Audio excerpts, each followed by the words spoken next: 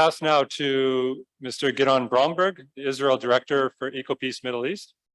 Gidon, in and around the Jordan River, how can we create the enabling environment technically, financially, diplomatically for greater cooperation over shared waters?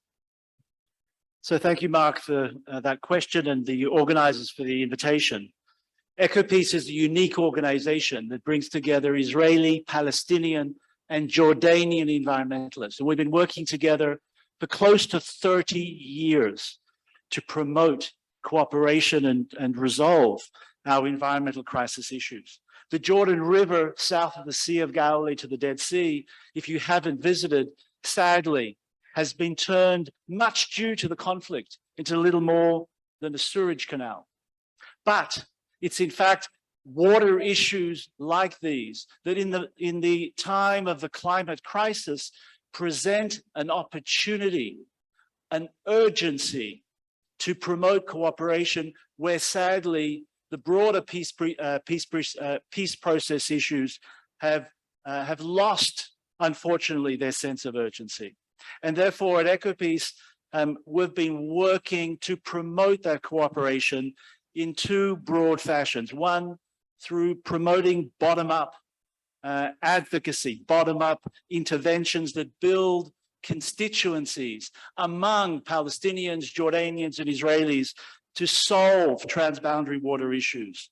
Those types of bottom-up activities very much focus on educating on water diplomacy. And we educate in schools. We've developed a curriculum in Palestinian, Jordanian, Israeli schools through regional level meetings of young professionals and mid-level leadership. We organize site tours to visually see the lose-lose of how conflict destroys a resource not only important to our own region, but it's the Jordan River, holy to half of humanity. And we most recently developed a virtual world where reality where we've created a section of the Jordan River in the virtual world. And we're able to bring Israeli, Palestinian, Jordanian youth, young professionals, and internationals as avatars to cross the river without the borders and the security implications, but also to see with the press of a button how the Jordan River could look through cooperation. In addition, this must be matched with top-down, evidence-based, science-based, fact-finding reports and opportunities to help create political will.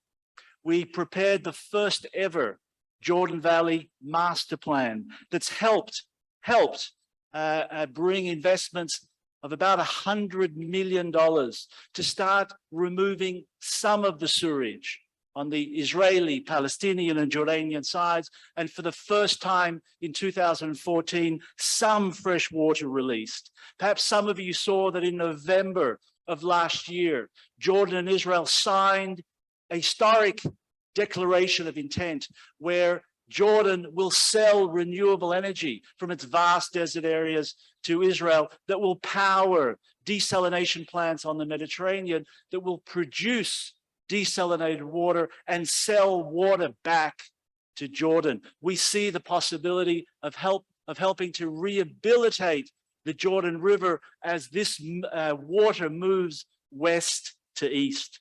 Finally, we must also resolve Israeli-Palestinian water issues, and the climate crisis makes this issue again an issue of urgency.